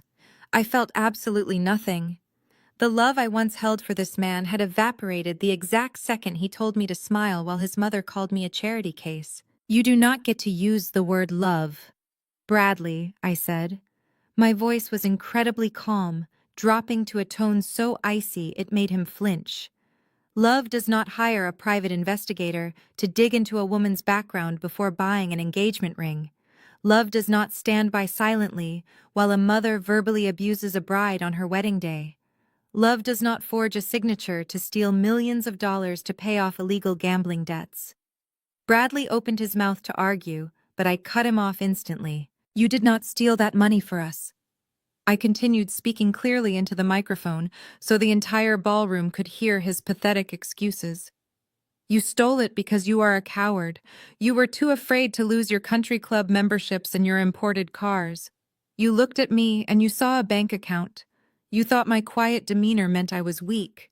You thought you could rob me blind and I would just smile and thank you for the privilege of carrying your last name." He shook his head frantically, fresh tears spilling down his cheeks. "No, Caroline, that is not true. I swear to you. I was desperate. I was scared." "You should be scared, Bradley," I replied, my voice devoid of a single ounce of mercy. "Because your desperation does not excuse your felony. You think invoking our wedding vows will save you.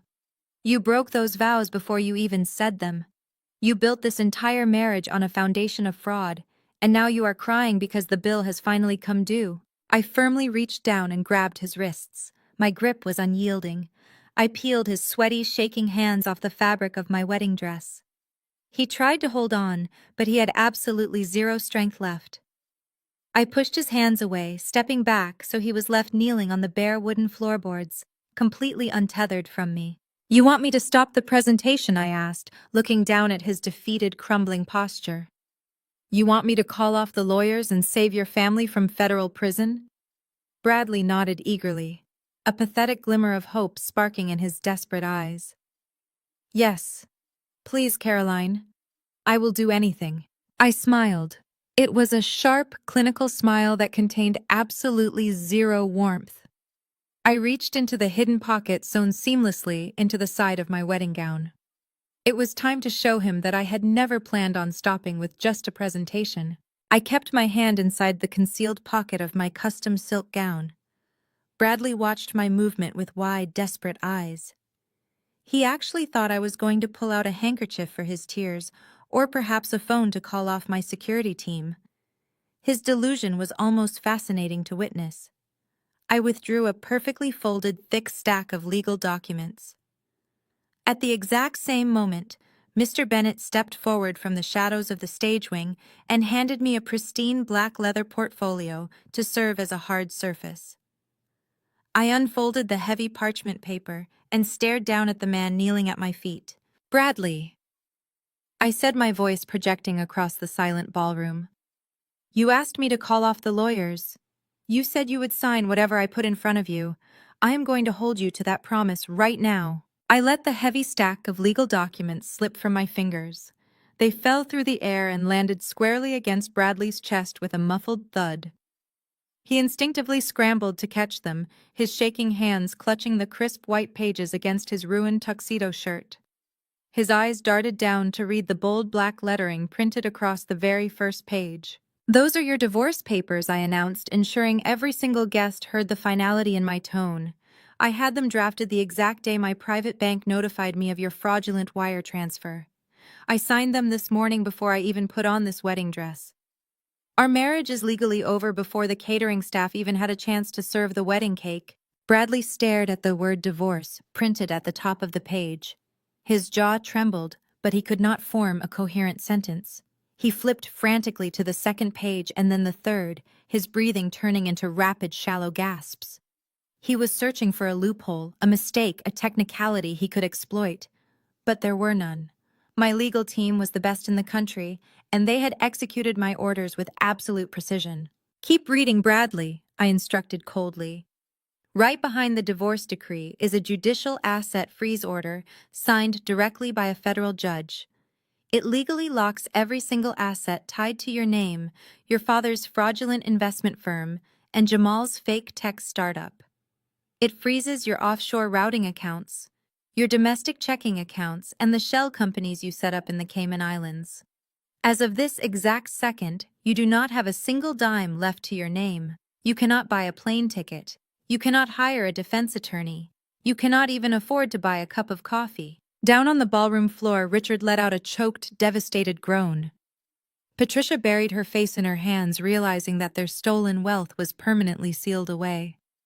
Monica was weeping hysterically, clutching Jamal's arm, but Jamal was completely catatonic. The tech CEO was staring blankly at the stage, calculating the exact number of years he was about to spend in a federal penitentiary for money laundering.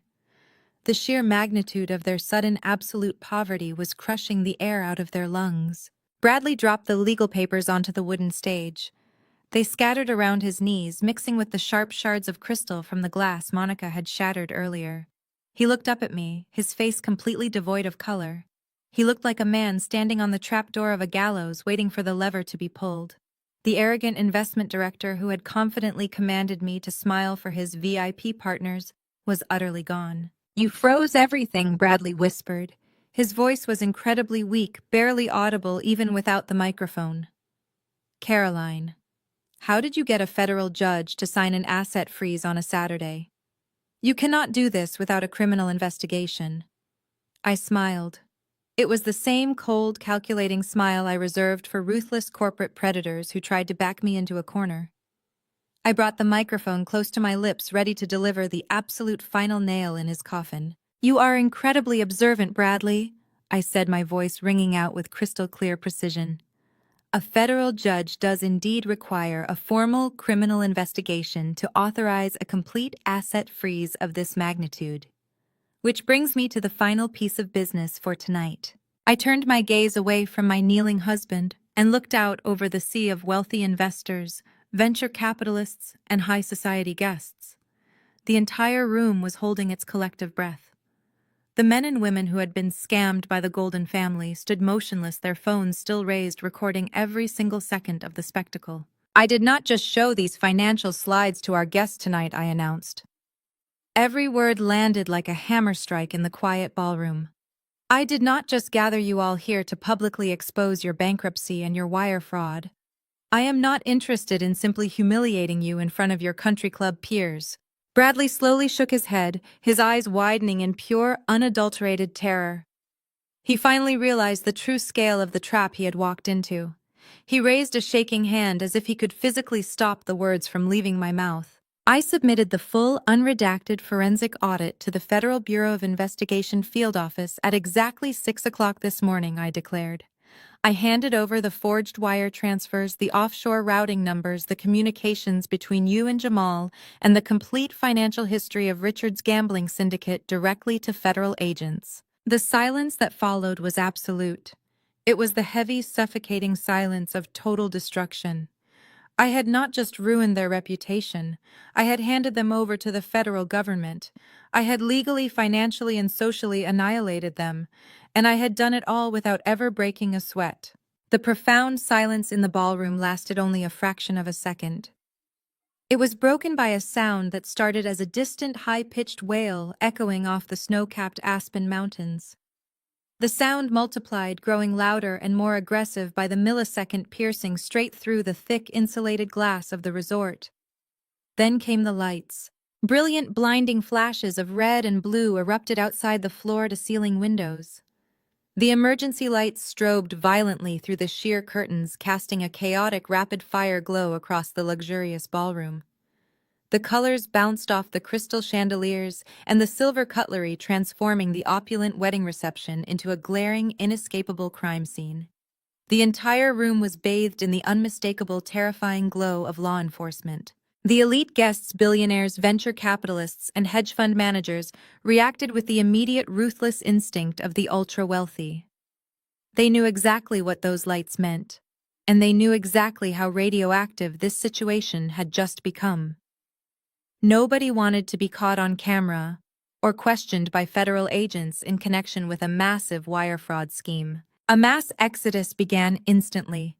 Chairs scraped loudly against the polished wood floor as guests shoved away from their banquet tables. They grabbed their expensive coats and designer clutches, physically backing away from the front of the room.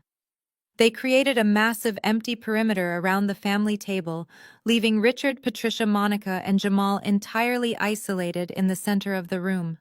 The social abandonment was absolute. They were no longer the hosts of the year. They were highly contagious pariahs. At the family table, sheer, unadulterated panic took over. Richard jumped to his feet, his chair crashing backward to the floor. He spun around, his eyes wild and bloodshot, searching frantically for a way out. He looked toward the kitchen service doors, fully intending to abandon his wife and children to save his own skin. But he stopped dead in his tracks. Mr. Bennett's private security team had already anticipated the move. 4 massive guards in dark suits stood shoulder to shoulder across the exit, their arms folded, completely blocking any chance of escape. Richard was boxed in. Patricia lost whatever microscopic shred of sanity she had left. She grabbed Richard by the lapels of his tuxedo, shaking him violently.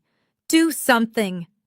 Patricia shrieked, her voice cracking into a hysterical, jagged sob. "Call your lawyers. Call the governor. You cannot let them do this to us. I cannot go to prison. I will not survive in a prison." Richard shoved her hands away roughly, his face pale and slick with a cold sweat. "Shut your mouth, Patricia," he hissed, his voice trembling with sheer terror. "Do not say a single word to anyone." Monica was hyperventilating, her chest heaving, as she stumbled backward away from the table. She looked at Jamal, expecting her tech CEO husband to somehow fix the situation. But Jamal was paralyzed. He stared at the flashing red and blue lights, painting the walls of the ballroom, doing the mental math on exactly how many decades of federal money laundering conviction carried. He took a staggering step backward, actively putting distance between himself and the rest of his in-laws. "I did not know," Jamal shouted, his voice cracking as he looked desperately at the retreating crowd of investors. "I am innocent. Bradley forged the paperwork. I am just a victim of his fraud." Nobody listened to him. The wail of the sirens outside abruptly cut off, replaced by the loud, heavy slamming of car doors and the sharp commands of law enforcement personnel echoing through the resort lobby. On the stage, Bradley was still kneeling on the floorboards among the scattered divorce papers and the frozen asset orders. He looked like a man who had just been struck by lightning. He slowly turned his head to look at me, his eyes wide and completely hollow. He opened his mouth to speak, to offer one last pathetic plea for mercy, but the words died in his throat. The heavy, ornate double doors at the main entrance of the ballroom burst open with a deafening crash. A dozen federal agents swarmed into the room. They moved with terrifying, coordinated precision, wearing dark tactical windbreakers with the bright yellow letters FBI stamped boldly across their backs and chests.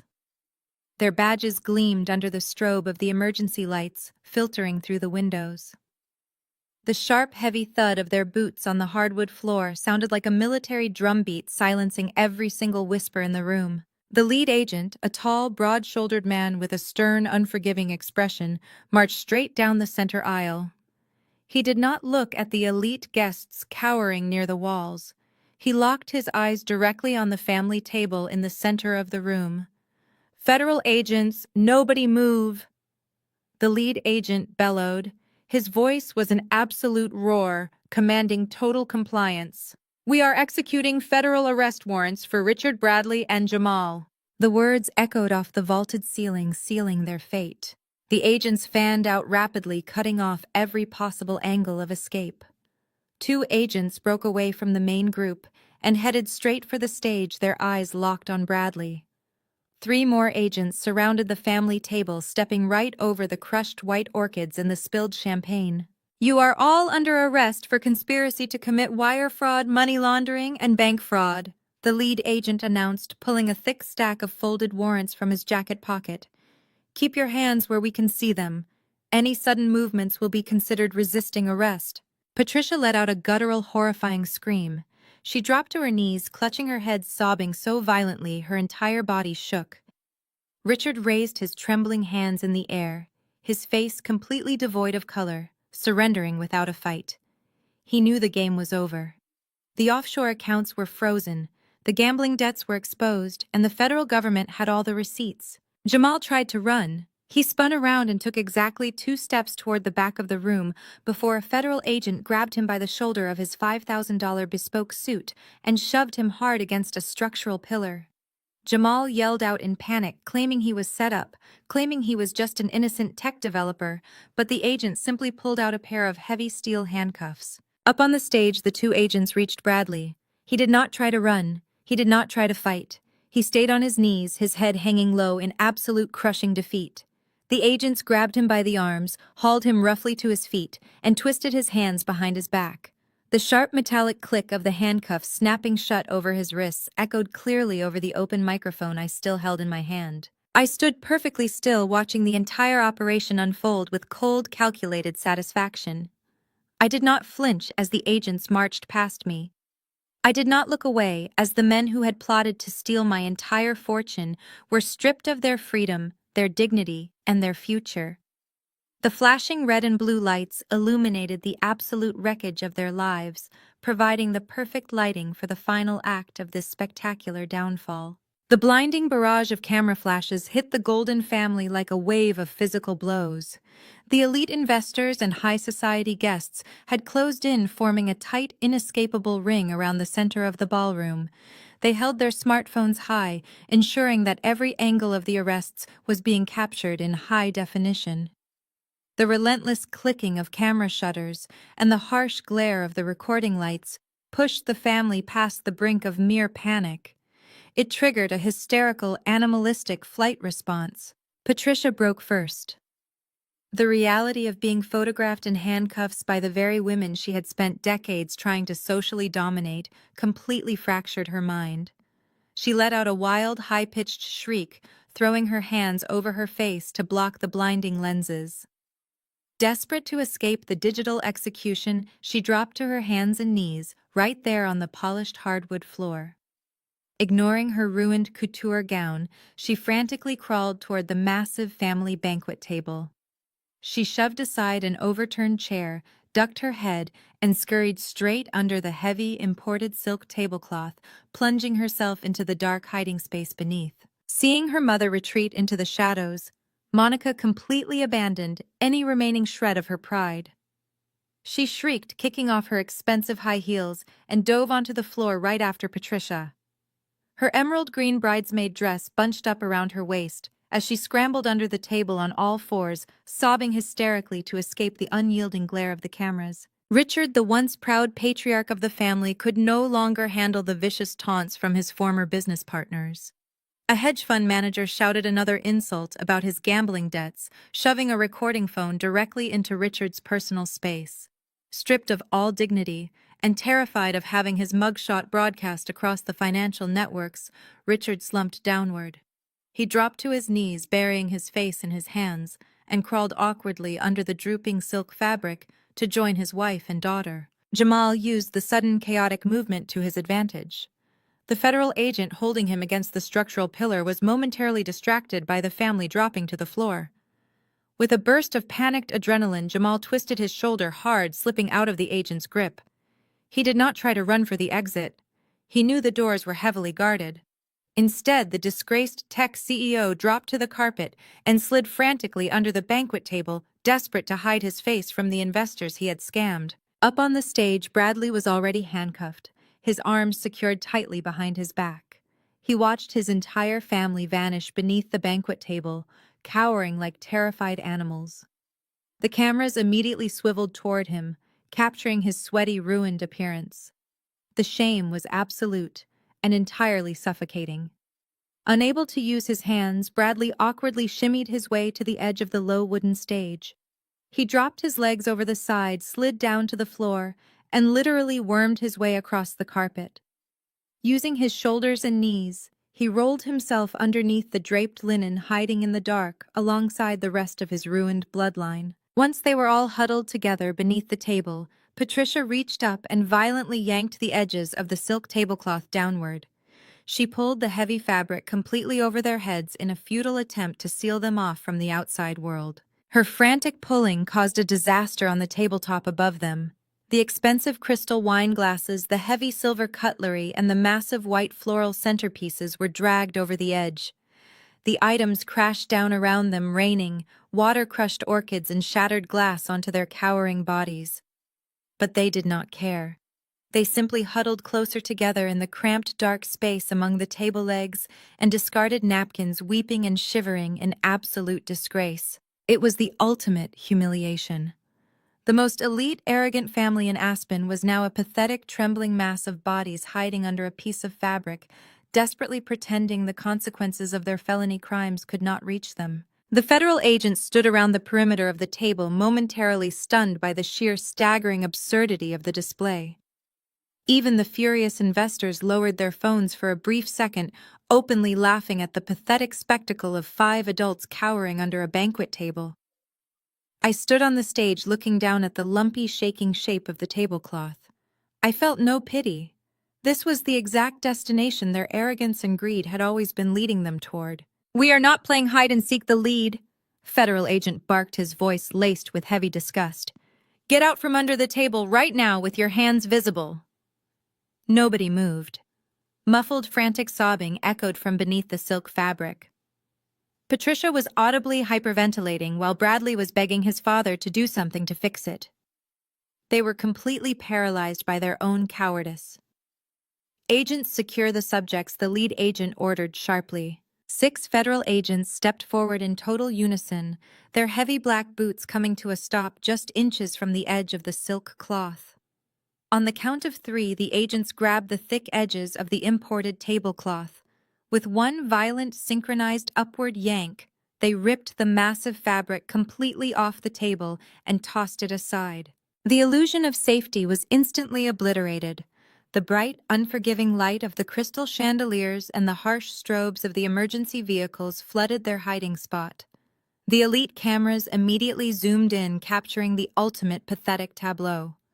Patricia, Richard, Monica, Jamal, and Bradley were tangled together on the carpet, covered in spilled water and crushed flowers, shielding their eyes from the blinding exposure. "Drag them up," the lead agent commanded. The agents moved in without a single ounce of hesitation.